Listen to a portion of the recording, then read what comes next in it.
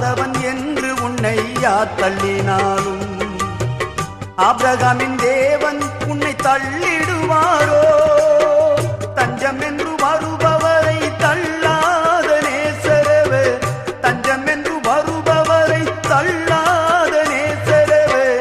அஞ்சிடாதே மகனே மகளே என்று உன்னை தேற்றிடவே உனக்கொருவர் இருக்கின்றார், உன்னை விசாரிக்க துடிக்கின்றார். உன்னையும் என்னையும் இயேசு நேசிக்கிறார்.